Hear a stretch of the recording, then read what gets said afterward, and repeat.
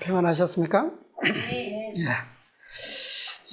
오늘은 지난 말씀에 이어서 우리가 연구하던 말씀을 통해서 함께 은혜를 나누겠습니다.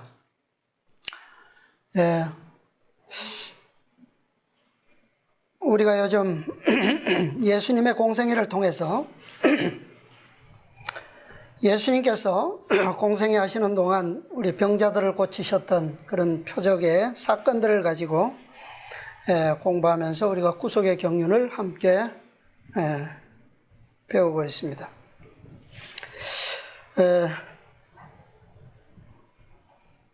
오늘 말씀을 보기 전에 지난 시간에 있었던 우리 연결되는 말씀이기 때문에 말씀을 간단하게 좀 생각해 보겠습니다. 자, 예수님께서 공생애를 시작하시고 고치셨던 병자들 중에 중풍병자, 지난 시간에 처음으로 시작했습니다. 자, 첫 번째 중풍병자는 언제 어디에서 누구였습니까? 베데스다에서 6월절 안식일에 38년 된 환자였습니다. 병자였죠. 자, 그런데 이 병자는 누구의 표상이라고요? 시대마다 다르겠지만 예수님 당시에 그 병자의 시대에는 누구를 가리킨다고 했습니까? 유대인 전체. 그들이 가지고 있었던 그 질병의 상태는 특별히 유대 지도자들, 그죠? 지도자들의 영적 상태의 질병을 보여주는 대표적인 사람이었습니다. 자, 오늘날로 치면요, 그들이 누굽니까? 그 병자가 누구예요? 셋째 천사의 기별을, 세 천사의 기별을 믿고 있는 제7일 안식일 예수재림교회의 표상이다 라고 말씀했습니다.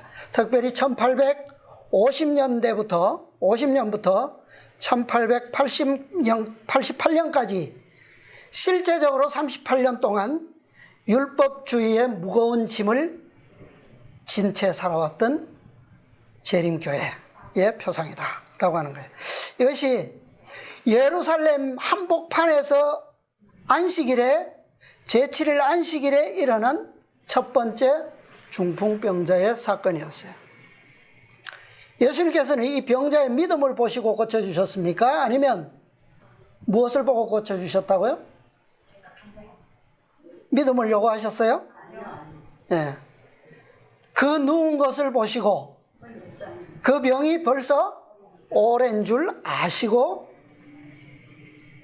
그렇게 기록되어 있죠. 그것처럼 재림교회도 라오디게아 교회의 상태에서, 아까 우리 교과에서 뭐라고 그랬습니까? 그 병이 라오디게아 병. 그 상태에서 안전뱅이로 오랫동안 신앙을 해왔던, 그런데 이 병자의 상태가 어떻다고요? 더 이상 지체하면 다음 물이 동하는, 천사가 내려와서 물이 동할 때까지 살아있을 가능성이 거의 없었다. 확신이 전혀 없었다는 거죠. 그런 처절한 처지를 예수님께서 아시고 고쳐주셨어요. 믿음을 요구하시지 않으셨습니다. 자, 그런데 이 병자가 예수님의 명령을 따라서 일어나서 자리를 들고 걸어가고 있을 때 누가 그에게 말을 걸었죠? 바리새인들이 그가 오랜 세월의 병자로서 있었던 사실을 알면서도, 그리고 그가 건강한 몸으로 일어나서 걸어가고 있는 나음을 아는 사실을 알면서도 그것에 관심이 있어요, 없어요? 무엇에 관심이 있습니까? 왜 이 안식일에 짐을 들고 걸어가느냐? 책망했어요. 그러니까 안식일은 중요하고 그 병자가 오랜 고통 속에서 놓여 자유함을 얻은 그 축복에는 관심이 없어요. 그래서 예수님께서 그죠? 그 병자가 행동하는 그 자체를 가지고 안식일을, 올바른 안식일을 회복하시고자 의도하신 사건이었습니다. 그래서 그에게 무엇을 요구하지 않으셨다고요? 믿음을 요구하지 않으시고 고쳐주신 거예요. 네. 그를 낫게 하신 분의 명령을 따라서 순종하는 것이 그가 할 수 있는, 그 병자가 그 날에 할 수 있었던 뭐예요? 최고의 기쁨이고 즐거움이고, 그죠? 그 다음에 이것은 모든 유대인들이 누려야 할 뭐예요? 안식일의 축복이 되어야 했다라고 하는 거예요. 예수님께서는 그것을 뭐예요? 의도하신 거예요. 마치 이 나은 병자가 미처 그날이 안식일인지도 모르고 누렸던 자유와 구원의 기쁨처럼 이 백성들이 그렇게 기쁨과 즐거움을, 그런 안식일이 되기를 예수님께서는 의도하셨다는 겁니다. 그 질병의 상태는 오늘날 제7일 안식일 예수 재림 교회를 전체를 표상하고 있습니다.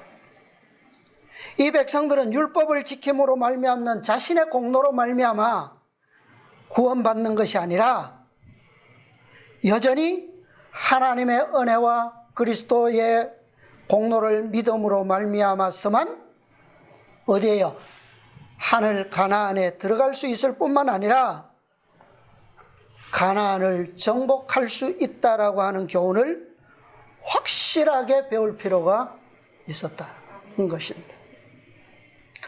그런데 1888년 당시에 이 시험이 왔을 때, 교회에 시험이 왔을 때 이 원칙에 굳게 서 있었던 사람은 얼마나 되었습니까? 얼마나 되었어요? 1888년 당시에 저게 나오나요? 나오죠? 1888년 당시에 재림교인이 몇 명이나 되었습니까? 맨 밑에 있죠, 맨 밑에. 빨간 글씨 26,112명. 그 중에서 엘렌 G 화이트를 제외한 단 몇 사람만요? 2사람만이 이 진리에 확고히 서 있었어요. 마치 출애굽 때에 애굽에서 나왔던 60만 백성들 가운데서, 그것도 남자들만, 그죠? 가운데서 모세를 제외한 누구만 빼고요? 여호수아와 갈렙 2사람만이 가나안을 정복할 준비가 되어 있었던 것처럼 마치 저 시대에도 그런 역사가 반복되었던 겁니다. 라오디게아 상태의 병이 무서운 병입니까? 네. 우리가 중풍병자라고 그러지만 중풍병자는 유대인들에게 있어서는 특별히 어떤 병과 동일시되었어요? 우리 앞서 배웠죠? 문둥병자. 하나님께로부터 버림받고 저주받은 표상, 질병이에요. 이 상태에서는 다음 기적이 일어날 때까지 살아있을 확률은 거의 없는 것이 확실해요. 그러면 예수님께서 살려주시지 아니하시면, 구원을 주시지 아니하면 그는 어때요? 그의 운명은. 그래서 이 죽음과 다를 바 없는 안전병이 중풍병에서 낫게 하실 수 있는 유일한 분이 누구시다? 그리스도시다. 그리고 나을 수 있는 방법은요, 낫게 하시는 분은 그분이시고, 그분을 통해서 나을 수 있는 방법은 뭡니까? 그분의 말씀을 믿음으로 붙잡는 방법밖에는 없다는 거예요. 예수님께서 병자들을 치유하신 방법은 대부분이 다 뭐예요? 뭐 때때로는 손을 쓰시기도 하셨고, 뭐 이렇게 또 뭐 활용도 하셨어요, 그죠? 그러나 근본적인 치유의 능력은 뭡니까? 말씀이에요. 말씀. 자, 이제 이어지는 두 번째 중풍병자 오늘 본문입니다. 오늘 말씀 보겠습니다. 마가복음 2장입니다. 예수님의 공생애 가운데서 나타나는 많은 병자들 치유의 기적들이 있죠. 있는데 이 모든 것은 우리가 그냥 뭐 뒤죽박죽 그분의 공생애가 오면서 가면서 그냥 만나지는 대로 이루어진 것이 아니라고 하는 것을 우리가 알고 있어요. 그죠? 예.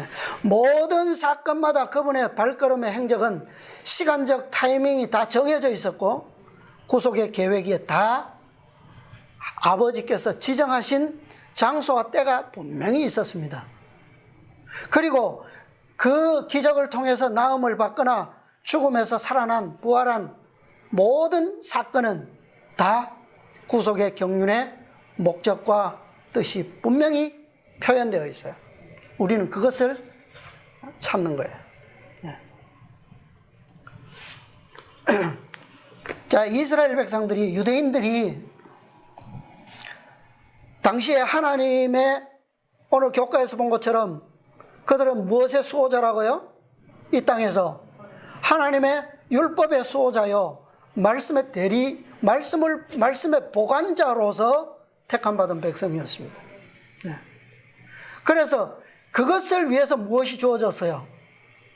율법이 주어졌고, 참 예배의 제도들이 주어졌고, 성전이 회복되도록 기회를 주셨고, 그것을 위해서 선지자들이 개혁운동을 일으켰어요. 그런데 그것이 예수님께서 오셨을 때 그들의 상태는 어땠습니까? 율법의 보관자요, 말씀의 수호자로서 어디 증거가 잘 나타났습니까? 네. 자, 그들이 안식일에 있어서는 어떤 민족, 어떤 백성도 알지 못하는, 그렇게 안식일을 알고 지키는 백성이 없었죠. 오늘날 제7일 안식일 예수재림 교회처럼. 그러나 그들의 안식일에는 무엇이 빠져 있었습니까? 예수님께서도 안식일을 지키시고 율법을 지키시는 분이잖아요. 그런데 왜 그분의 안식일과 유대인들이, 바리새인들이 지키는 안식일은 왜 다르죠? 왜 항상 대립이 됩니까? 자, 마가복음 2장 1절부터 있는 말씀 보겠습니다. 자, 여러분 좀 12절까지 읽어주시기 바랍니다. 수일 후에 예수께서 다시 가버나움에 들어가시니 집에 계신 소문이 들린지라.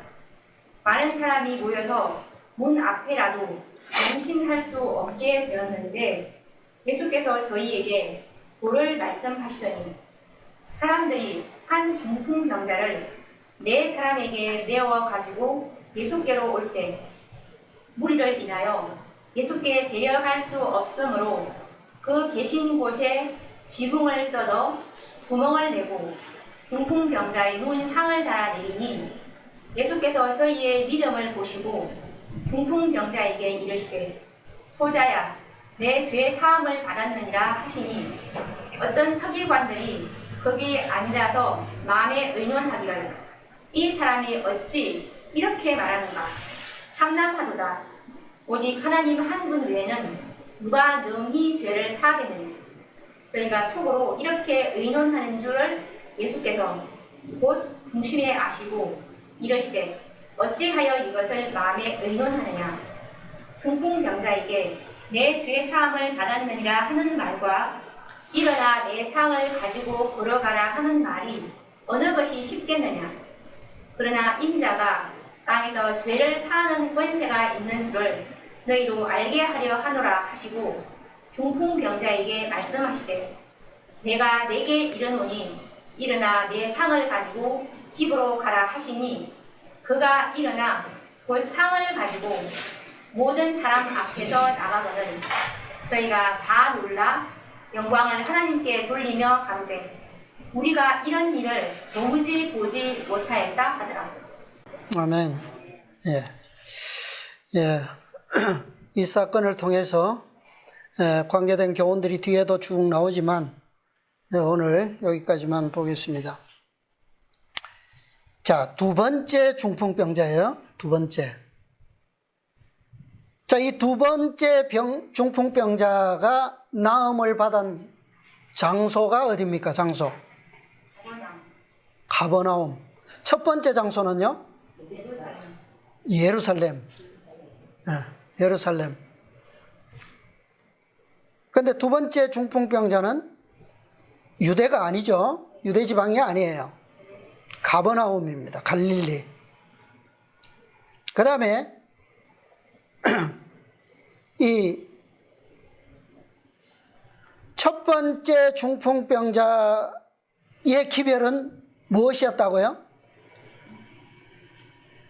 지난 시간에 때가 어느 때였다고 그랬습니까? 아니요, 현대 역사에서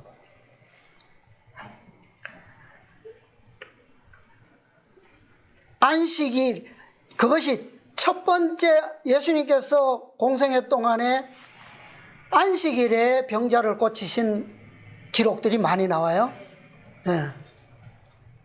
7번 나옵니다.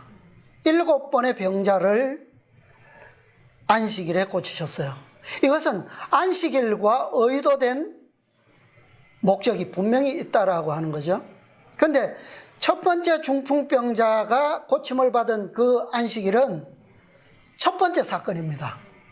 안식일에 고침을 받은 첫 번째 사건. 그런데 지금 두 번째 중풍병자는 안식일과는 상관이 없어요. 그러나 지역이 어디라고요? 가버나움, 갈릴리 지역에. 그래서 왜 장소가 바뀌고 시간은 안식일을 벗어난 시간과는 상관이 없도록 이 두 번째 중풍병자는 사건이 의도되었는가? 첫 번째 중풍병자를 고치셨던 그 안식일의 사건으로 인해서 예수님께서 유대와 예루살렘에서 봉사하시던 그 일이 어떻게 됐어요? 어떻게 됐습니까? 거절됐어요. 어디서부터? 어디로부터? 누구로부터요? 산헤드린으로부터. 이것은 공식적인 거절이에요. 거의 1년 동안 활동해 오셨던, 봉사해 오셨던 유대 지방의 봉사를 끝낸 원인이 첫 번째 중풍병자를 고치심으로 일어나게 됐어요. 예루살렘을 떠나실 수밖에 없게 된 겁니다. 자, 고대 이스라엘이 가데스에서 요수아와 갈렙이 전했던 그 믿음의 기별을 가지고 그 기별을 거절하고 열 지도자들이, 열 정탐꾼들의 보고를 어떻게 해요? 받아들임으로 그들의 불신에 백성들이 참여하고 반역했어요. 그 결과가 뭐예요? 하나님께서 백성들을 가나안으로 인도하시지 아니하시고 40년 동안 광야를 돌다가 그들이 고백한 믿음은 대로 어떻게 해요? 광야에서 죽도록 계획하셨어요. 그것이 그들의 운명이었습니다. 자, 그러면 그처럼 예수님께서도 유대인 최고 지도자들인 산헤드린으로부터 메시아로서의 거절과 반대를 받으셨어요. 그곳에서는 더 이상 그들을 위한 어떤 봉사도 하실 수가 없으셨어요. 그렇다면 그들의 운명은 뭐예요? 마찬가지로 재림교회도 1888년 전 세계 지도자들이 모였던 대총회에서 믿음으로 말미암는 그리스도 우리의 의의 기별을 뭐 했습니까? 어떻게 했어요? 그 기별을 거절함으로 말미암아 그들의 주장하는 바 믿음대로 율법의 시험을 통해서 믿음으로 구원 얻는다라고 하는 그리스도의 의의 기별을 전하니까 그래도 그것도 맞는데 우리는 무엇으로요? 율법의 순종함으로 구원을 얻는다. 그것이 그들의 믿음이었어요. 예. 그래서 그들의 주장하는 바 믿음대로 율법의 시험을 통해서 언제요? 1914년 세계 1차 대전 전쟁의 광야에서 그 백성들을 심판하셨어요. 40년 동안 광야를 돌면서 그 광야에서 죽게 하신 운명과 그들과 같은 믿음을 따라갔던 재림교회의 주장, 믿음, 그들 역시도 무엇을요? 율법의 시험을 통해서 율법의 심판을 받도록 허락하신 거예요. 자, 두 번째 중풍병자의 사건이 일어난 것은 유대도 예루살렘도 아닌 갈릴리 가버나움입니다. 자, 갈릴리 지방이라고 해서 예수님의 봉사가 유대인을 떠난 봉사입니까? 그것은 아니죠. 갈릴리 지방에도 유대인들이 살고 있는 지방입니다. 그래서 그들도 유대인이면서 아브라함의 자손들이었어요. 이 중풍병자의 사건이 일어난 정확한 장소 어디입니까? 갈릴리 가버나움의 베드로의 집이에요. 베드로의 집. 자, 유대 사내들인회가 거절했다라고 하는 것은 오늘날 유대인들이 맡았던 율법의 보관자로서, 말씀의 보관자로서, 율법의 보존자로서의 거절이죠. 그죠? 오늘날 그것은 교회의 뭡니까? 거절이에요. 교회가 그것을 거절한 것과 같은 거라는 거죠. 자, 그러면 교회가 거절했다라고 하는 것은 그리스도의 봉사는 지금 그 사내들인으로부터 거절당함으로 인해서 그분의 봉사의 활동 무대는 어디로 옮겨진 거예요? 갈릴리로 오셨잖아요. 갈릴리로 오셨는데 지금 어디에서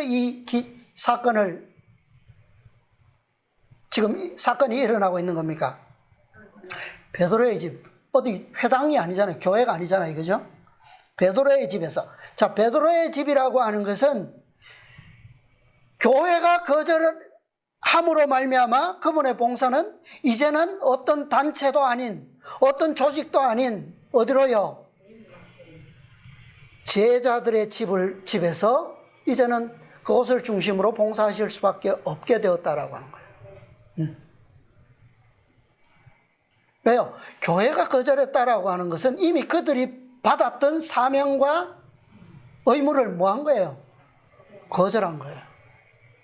더 이상 그곳에 빛의 사명자로서 촛대가 머물 이유가 없어요. 예수님께서 가신 곳은 베드로의 집이었어요. 자, 그렇다고 해서 지금 베드로가 그분의 제자라고 해서 그러면 이 교회입니까? 이 베드로의 집이 제자들의 무리가 교회예요, 현재? 이때는 아직 정확히는 제자들의 무리들을 기초로 하는 새로운 교회가 조직된 때가 아니었어요. 겨우 예수님의 제자로 부르심을 받은 사람은 겨우 5명에 불과했습니다. 5명. 그러니까 12제자가 아직 임명되지 않았다는 거예요. 그때에 이 두 번째 중풍병자의 사건이 일어났어요.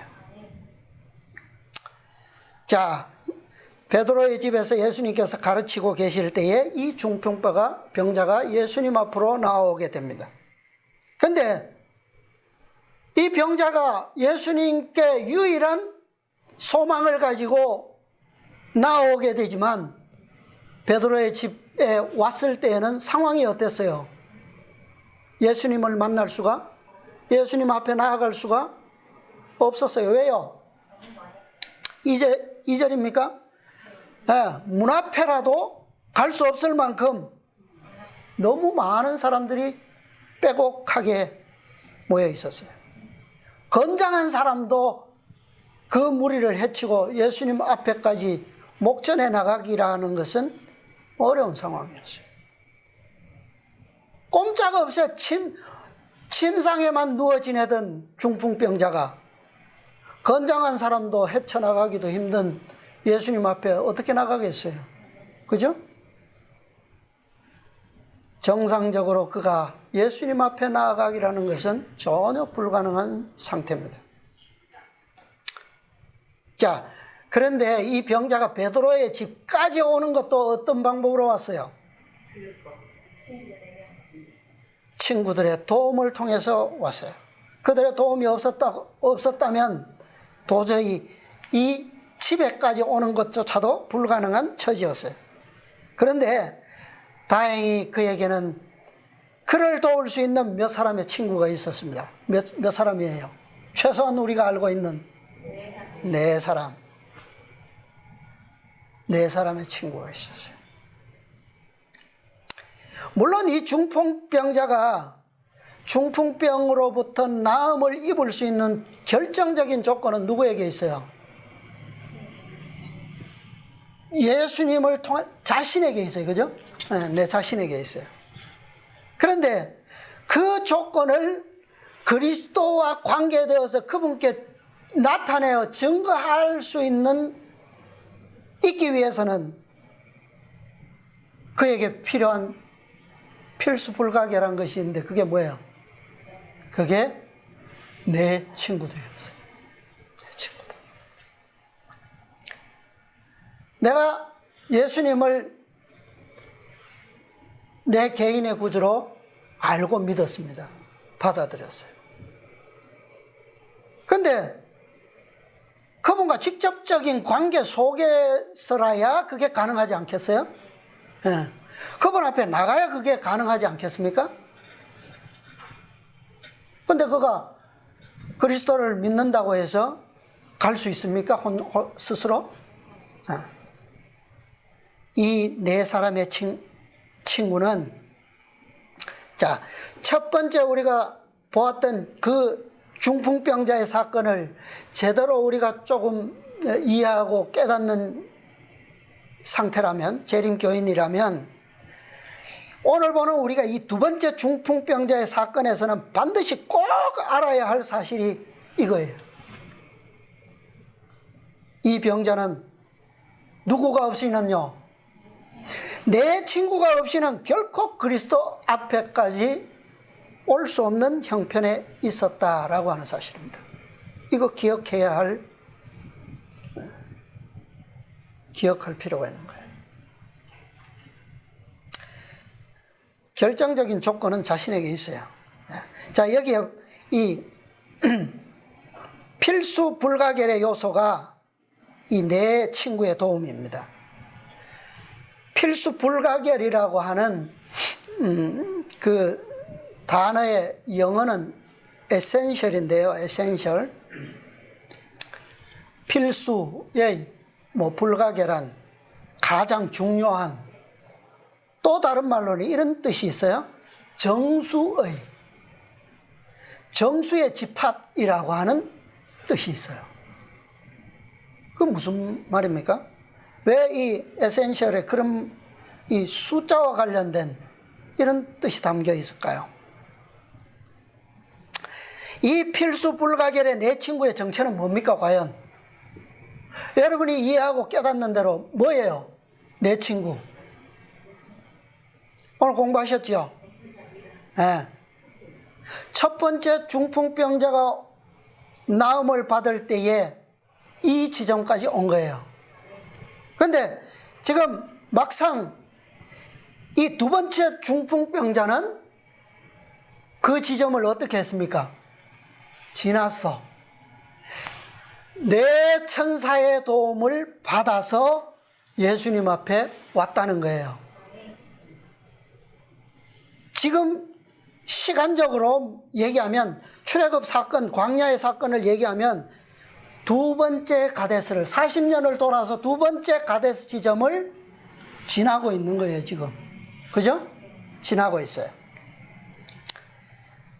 자, 이 병자에게 예수님을 누가 소개해 줬을까요?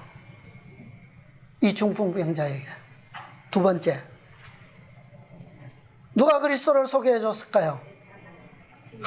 그분은 어떤 병자도 고치실 수 있어요. 어떤 사람도 도움을 받지 않고 그냥 돌아가는 사람이 없어. 죽은 자도 부활하고 어떤 사람도 그에게 가면 희망을 얻을 수 있다고. 이 기별들을 누가 줬습니까?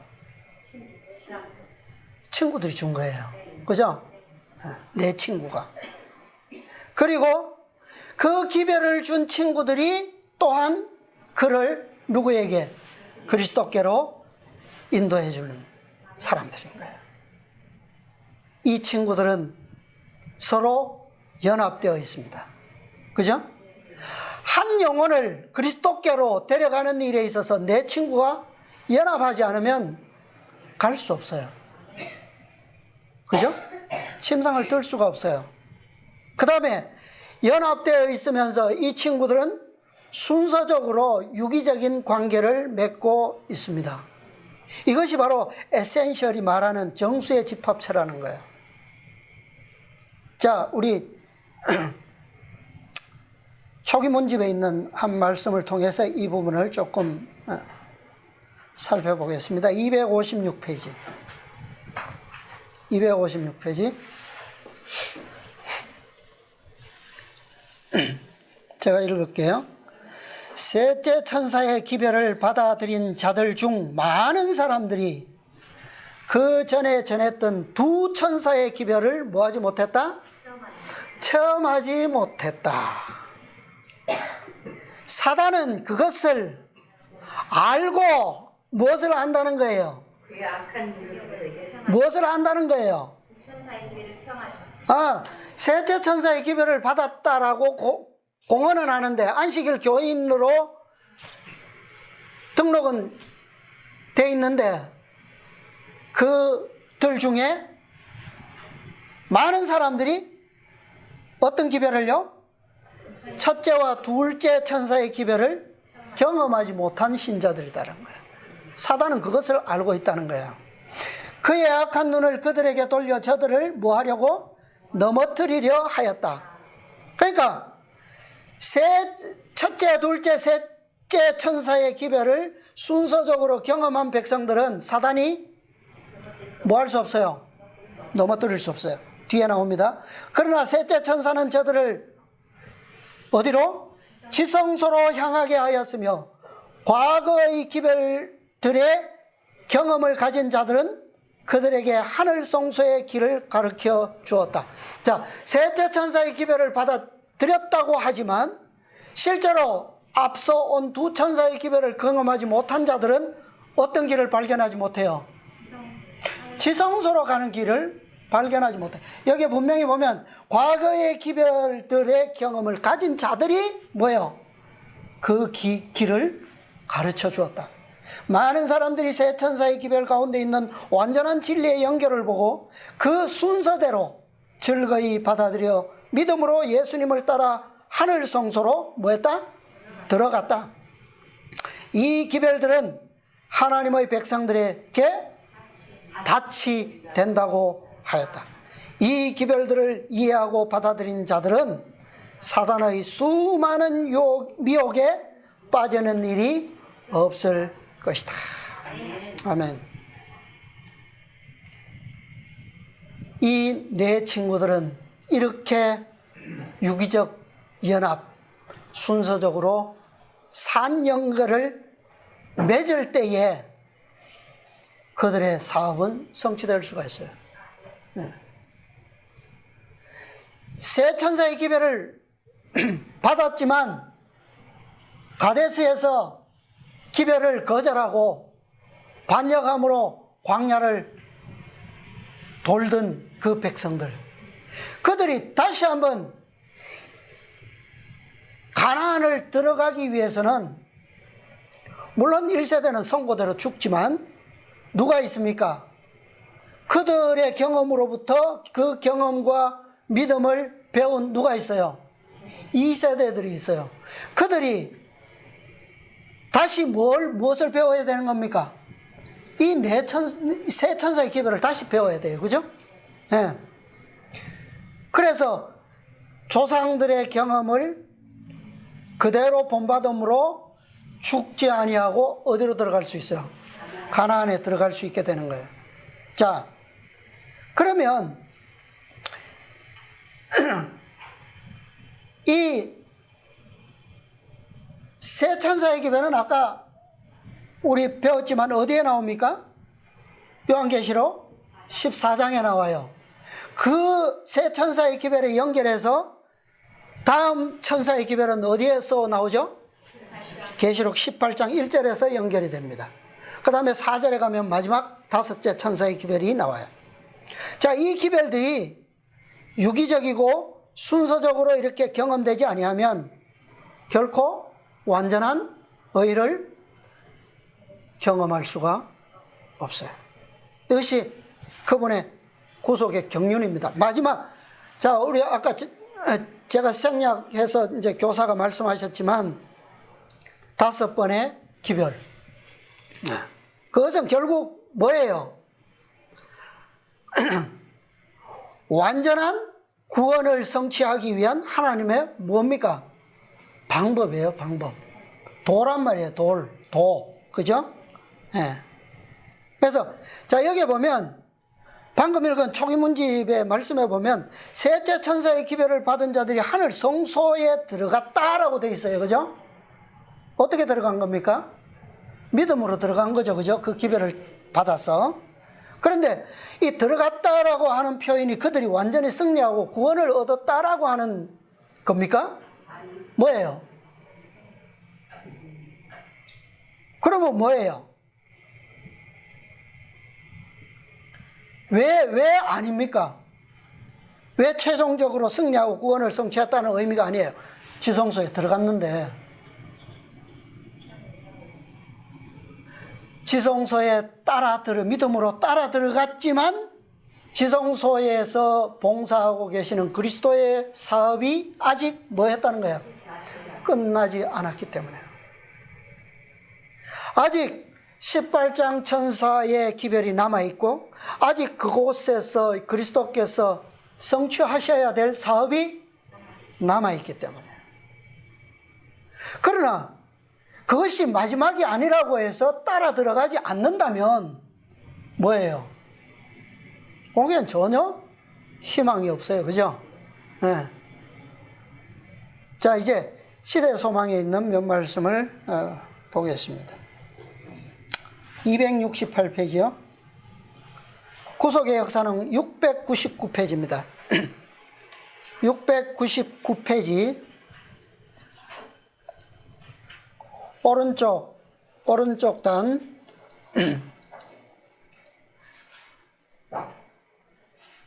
밑에 문단입니다. 중간 조금 아래 부분. 중풍병자를 맨 사람들은 몇 번이고 군중을 헤치고 들어가려고 하였으나 헛수고였다. 그 병자는 말할 수 없는 고통으로 자기 주위를 둘러보았다. 갈망하던 도움이 이렇게 가까이 있는데 어떻게 소망을 포기할 수 있겠는가? 그의 요청으로 친구들은 어디로요? 지붕으로 그를 운반하여 지붕을 뚫고 예수의 발 아래에 그를 내려놓았다. 이게 뭐예요? 이 행동이 뭡니까? 이 병자의 믿음이에요. 그죠? 설교는 중단되었다. 구주께서는 신음하는 얼굴을 바라보시고 자기를 주목한 탄원하는 눈을 보셨다. 예수께서는 사정을 이해하셨다. 그는 이 당황하고 의심하는 심령을 자신에게로 가까이 이끄셨었다. 이곳에 오기 전부터 중풍 환자가 아직 어디 있을 때요? 집에 있을 동안에 구주께서는 이 사람의 양심에 죄를 깨닫도록 하셨다. 어떻게 해요? 어떻게 해요? 누구를 통해서? 누구를 통해서 이 일이 이루어졌습니까? 친구들을 통해서. 이것이 바로 성령의 역사예요. 그죠? 성령이 일으키시는 최고의 기적이에요, 이게. 그죠? 예. 그가 죄를 회개하고 자기를 온전케 하실 수 있는 예수의 능력을 믿었을 때에 구주의 생명을 주시는 자비하심이 먼저 그 갈망하는 심령에게 복을 주셨었다. 예수께서는 최초의 희미한 믿음의 빛이 예수가 죄인에게 도움을 주실 수 있는 유일한 분이라는 믿음으로 자라나는 것을 주시하셨으며, 그 믿음이 예수 앞에 나오고자 노력할 때마다 더욱 강하게 자라나는 것을 보셨었다. 자, 믿음은 어떤 거라고요? 믿음은 점진적인 겁니다. 살아있고 자라나는 거예요. 그죠? 유기적인 생명체가 다 이래요. 그죠? 네. 믿음은 바라는 것들의 실상이요. 처음부터 그렇습니까? 처음부터? 점진적이고 자라나기 때문에 언젠가는 뭐가 될 수 있다고요? 네, 실상이 된다는 거죠. 우리가 바라는 것이 구원이라고 해서 그게 마지막입니까? 여러분, 예수님을 믿는 이유가 구원이잖아요. 그죠? 영생입니다. 그게 마지막이에요? 그리스도인의 마지막입니까? 궁극적인 목적이에요? 하나님께서 이스라엘 백성들을 애굽에서 불러내셔서 광야를 거쳐서 약속의 땅 가나안으로 들어가게 하실 때 광야에서 모세를 통하여 무엇을 주셨습니까? 무엇을 주셨어요? 율법을 주셨고 규례를 주시고 제도를 주셨어요. 근데 아니 뭐 그냥 큼직큼직하게 그냥 중요한 거 몇 가지만 주시면 되지 않습니까? 하나님을 잊지 아니하고 그분을 축복의 근원으로 섬길 수 있도록 그렇게 하시면 안 돼요? 근데 왜 그토록 상세한 율법을 주셨어요? 왜 그토록 정말 이 둔한 머리로 다 이해하고 외우지 못할 만큼 많은 규례들을 왜 주셨습니까? 그들을 광야에서 살도록, 사는데 유익하도록 그것을 주셨어요? 목적이? 그럼 무엇을 위해서요? 가나안에서 누릴 자유와 축복과 행복을 위해서. 들어가면 끝일 텐데 뭐가 아니라는 거죠? 들어가는 게 끝이 아니라는 거죠. 진정으로 젖과 꿀이 흐르는 땅을 누릴 자격이 필요한 거죠. 그죠? 세상에 축복의 생명으로 태어났다고 해서 다 복을 받으며 사는 것은 아니죠. 그것을 깨닫는 인생이 비록 가난할지라도 행복을 누릴 줄 알고, 그죠?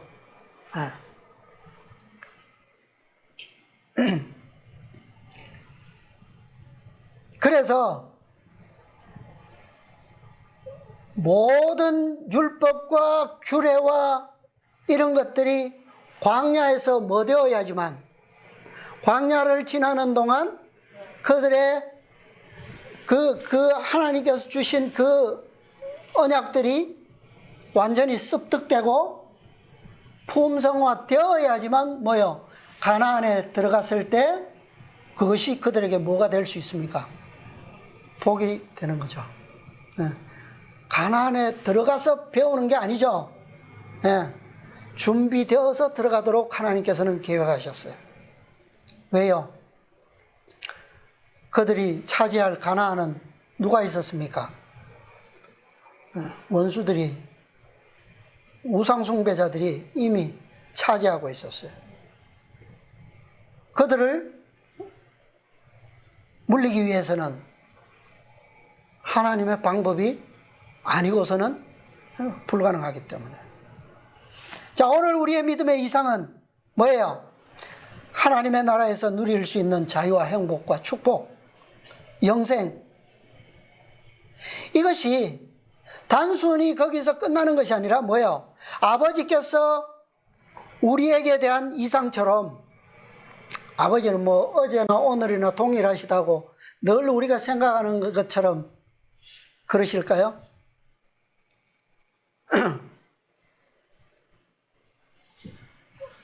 하늘에서도 우리가 뭐 해야 합니까? 뭐예요? 우리가 이 땅에서 바라는 궁극적인 것은 구원과 영생의 축복일지 몰라도, 그러나 그것이 성취되는 새 세상에서는요, 그냥 그 상태로 계속 머물러요. 살아있는 유기체는 뭐 한다고요? 끊임없이 자라나요. 그죠? 네, 자랍니다. 예수님께서 뭐라고 말씀하셨어요? 내 아버지께서 일하시니 나도 일한다. 끊임없이 아버지께서도 일하시기 때문에 우리도 뭐 합니까? 새 세상에서도 그분의 이상처럼, 그분이 우리에게 대한 이상처럼 우리도 그렇게 성장하는 것이 그 바람이 오늘 우리의 뭐예요? 믿음이 된다면 그것은 최고의 이상입니다. 물론 새 세상에서는 믿음이라고 하는 조건은 없겠지만, 그러나 그것은 이미 무엇이 되어 있어요? 이 땅에서 우리가 배운 그 믿음의 법칙은 이미 우리의 세포 속에 하나의 품성으로서 실현되어 있기 때문에 그곳에서는 뭐만 나타나요? 믿음으로 나타나는 것이 아니라 실상만이 있게 되는 거예요. 자, 다음 문단 또 보겠습니다. 이제 구주께서는 환자의 귀에 음악과 같이 들리는 말씀으로 소자야 안심하라 내 죄사함을 받았느니라 하고 말씀하셨다. 절망의 짐이 병자의 심령에서 떠나고 용서의 평강이 그의 마음에 임하고 그의 용모를 환히 비쳤다. 육체적 고통이 사라지고 온몸은 변화되었다. 어찌할 수 없던 중풍 환자가 나음을 받은 것이다. 죄인이 용서를 받은 것이다. 자, 왜 여기서 보면 왜 예수님께서 첫 번째 중풍병자에게 말씀하셨던 것처럼 뭐라고 말씀하셨어요? 일어나 내 자리를 들고 걸어가라. 그것이 그에게 주신 첫 번째 명령이었어요. 그렇게 말씀하시지 않고 왜 이 중풍병자에게는 소자야 안심하라 내 죄사함을 받았느니라 라고 먼저 말씀하셨어요. 왜요? 이것은 오늘 우리를 위한 교훈입니다. 이것은 그리스도가 없는 율법주의, 바리새주의적인 그 신앙을 책망하시기 위한 의도였어요. 바리새인들을 책망하시기 위한 의도였어요. 오늘날 율법주의적인 신앙. 자, 그래서 바리새인들에게 예수님께서 뭐라고 질문하셨어요? 어떤 질문을 주셨습니까? 중풍병자, 9절에 중풍병자에게 네 죄 사함을 받았느니라 하는 말과 일어나 내 상을 가지고 걸어가라 하는 말이 어느 것이 쉽겠느냐 질문을 하셨어요. 이 질문의 의도가 뭐예요? 어느 게 쉽습니까? 둘 다 어려워요. 둘 다 어려우면 더 묵상하시면서 더 보세요. 이 의도가 분명히 있어요. 예수님께서 그냥 첫 번째 베데스다의 병자에게처럼 그렇게 말씀하실 수도 있겠는데 그게 더 능력이 있어 보이잖아요. 그죠? 근데 의도는 전혀 다른 데 있어요. 첫 번째 병자의 의도는 안식일을 회복시키기 위한 의도가 있었지만 여기서는 더 큰 의미를 가지고 있습니다. 일어나 내 상을 가지고 걸어가라 하는 의도 뭐라고 생각됐어요? 이것은 사실은 베데스다 병자의 믿음과는 차원이 다른 믿음이거든요. 차원이 다른. 이 병자는 그리스도를 분명히 알고 있었고 믿었어요. 그죠? 그리고 그분이 유일한 구주라고 하는 사실을 의지를 가지고 나왔어요. 그리고 마침내 그분 앞에 자신이 있게 되었을 때 어떻게 했습니까? 어떻게 했어요? 뭐 문둥병자처럼 주여 원하시면 저를 깨끗게 하실 수 있나이다. 그렇게 했습니까? 아니면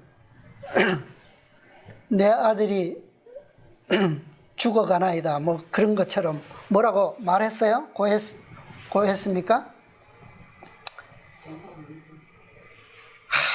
아무 말 없이 그냥 침상에 누운 채로 아까 뭐라고 그랬어요? 그분께 탄원하는 눈과 그분의 눈이 마주쳤어요. 그냥 뭐예요? 이 병자는 자신을 온전히 그분께 맡겼어요. 이미 그렇게 된 채로 나왔기 때문에 무슨 말이 필요 없었어요. 모든 것을 하실 수 있는 분, 모든 것을 아시는 분, 이미 내가 그분 앞에 나와 있는 그것만으로도 그는 다 됐어요. 그분과의 관계가 끝난 거예요. 그죠? 이런 그에게 들린 한 음성이 있었습니다. 음악과 같은 음성으로 들려왔어요. 놀라운 선물이죠. 뭡니까? 내 죄 사함을 받았느니라. 이게 믿음으로 말미암는 의죠. 그가 그분 앞에서 취한 행동은 그냥 자신의 시선을 그분의 자비로운 시선에 고정시킬 뿐이었어요. 이거 외에 그가 한 게 없습니다. 그죠? 그의 믿음은 그분을 뭐함으로? 바라봄으로 나타난 거예요. 바라봄으로. 다시 말하면 일어나 내 상을 가지고 걸어가라 라고 하는 말의 의도는 네가 내 명령을 순종하면 뭐 할 것이다?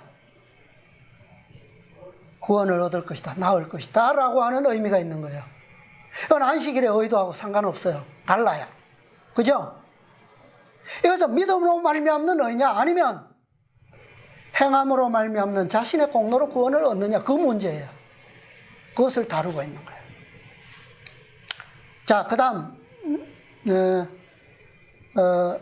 구속의 역사 204페이지. 시간이 길어서 죄송합니다. 좀 한두 문단만 더 보겠습니다. 구속의 역사 204페이지 중간 좀 아래에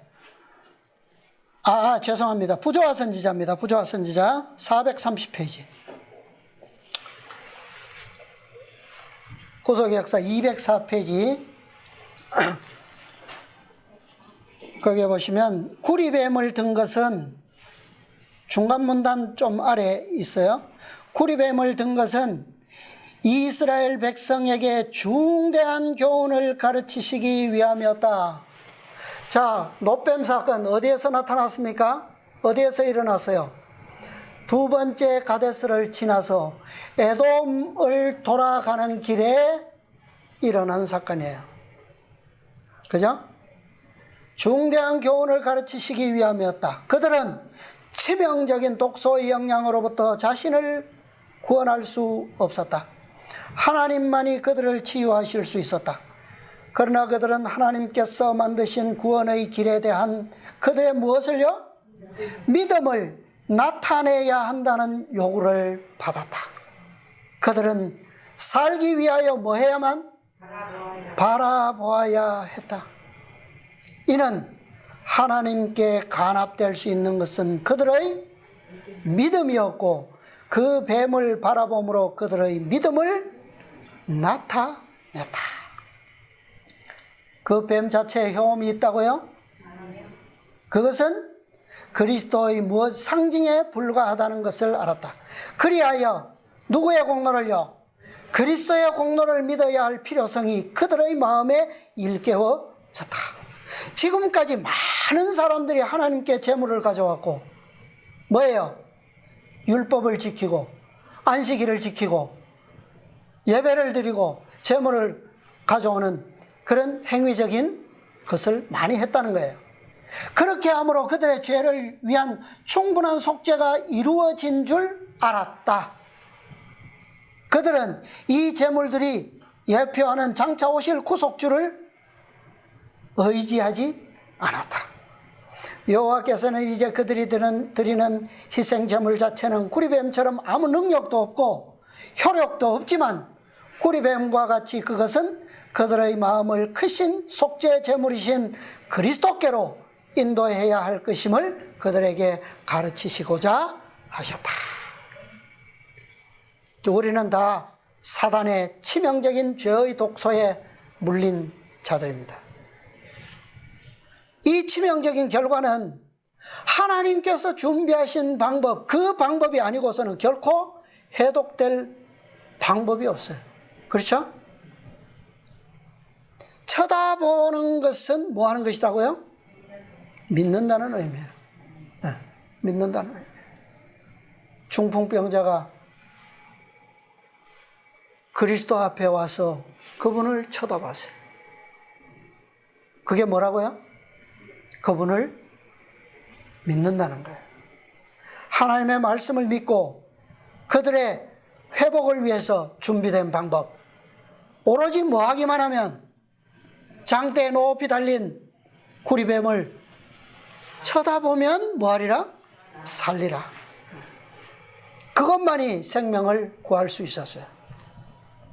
자, 한 문단 건너 한 문장 더 보겠습니다. 205페이지 왼쪽에 중간입니다. 그리스도의 무엇밖에는? 의 밖에는 아무것도 우리에게 은혜스러운 언약의 축복 중 단 한 가지도 받을 권리를 주지 못한다. 이 축복을 얻으려고 오랫동안 갈망하고 노력한 자들이 많으나 받지 못하면 그들이 스스로 이 축복을 받기에 합당한 무슨 일을 해보려는 생각을 품은 까닭이었다. 믿음으로 말미암는 그리스도의 의. 맞죠? 그러나 우리도 뭐 해야 한다고요?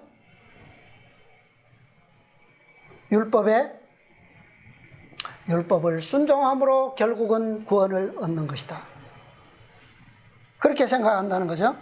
그들은 시선을 그리스도에게 자신에게서 돌리고 예수를 모든 것을 충족시키는 구조로 믿지 않았다. 우리는 우리의 공로가 우리를 구원하리라고 생각지 말아야 한다. 그리스도께서만이 우리의 유일한 구원의 소망이시다. 아멘. 자, 그렇다고 다시 한번 생각해 봅시다. 율법에 대한 순종 없이도 가나안에 들어갈 수 있습니까? 있습니까? 있는 것은 아닙니다. 그렇죠? 그런데 중요한 것은요, 이제 이렇게 새 생명을 받은 자들은 유일한 구주, 유일한 구원의 소망으로서 그리스도만이 우리에게 구원과 생명을, 영생을 주실 수 있다면 그것을 믿는 자들에게 또 다른 음성이 분명히 들려진다는 거예요. 순서가 바뀐 거죠. 그게 뭡니까? 예수님께서 안심하라, 내 죄사함을 받았느니라. 그 다음에 주신 음성이 뭐예요? 이 병자가 들었던 음성. 예? 11절. 내가 내게 이르노니 일어나 내 상을 가지고 집으로 가라. 이게 두 번째, 믿은 자에게 오는 두 번째 음성입니다.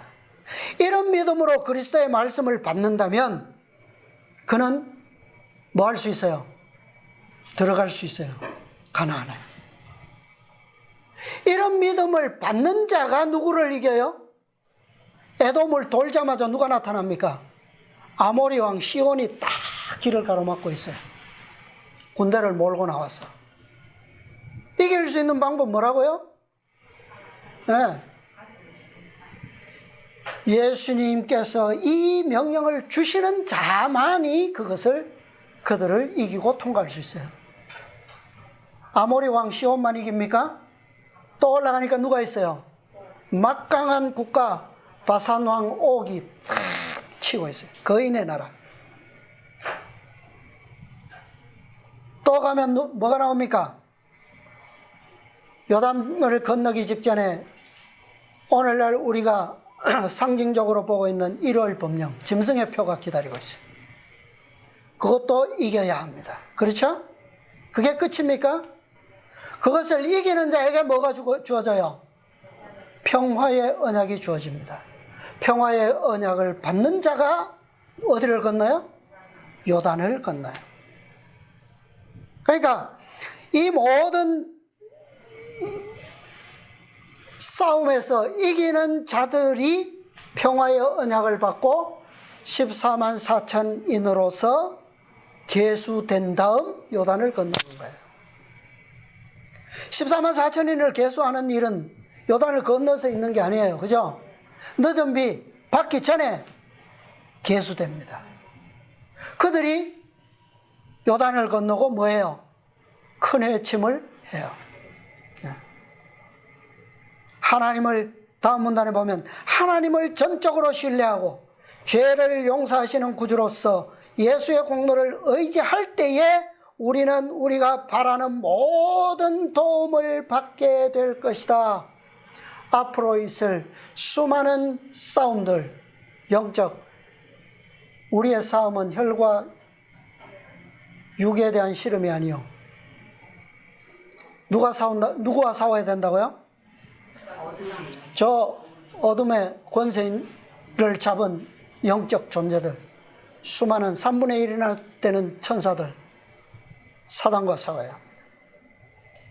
그를 이길 수 있는 도움은 어디로부터만 온다고요? 누구에게? 하나님을 전적으로 신뢰하고 죄를 용서하시는 구주로서 예수의 공로를 뭐하는 자야? 의지하는 자. 우리 모두 이런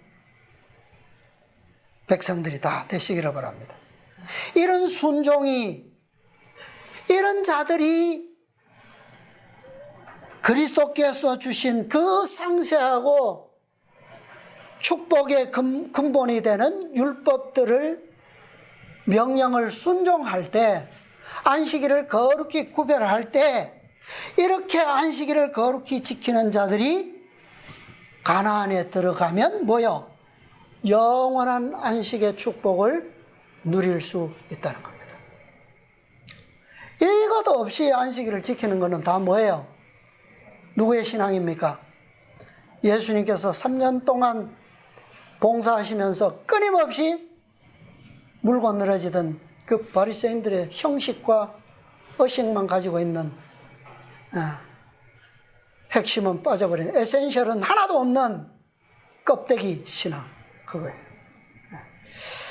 우리 모두 구속의 경륜을 통해서 우리에게 가르쳐 주시는, 우리가 배우기를 그토록 원하시는 믿음, 그 교훈들을 우리가 그분의 생애와 가르침을 통해서 우리가 정말 충실히 완전하게 배우고 이해해서 또 그 경험이 우리의 생애 가운데서 놀라운 축복의 물결을 이루고 마침내 우리는 사단과 싸워서 이길 수 있는 그런 한 백성으로서 우리 모두 함께 준비되셔서 주님의 영광스러운 재림의 날 아침을 맞게 되시기를 바라면서 말씀을 마치겠습니다.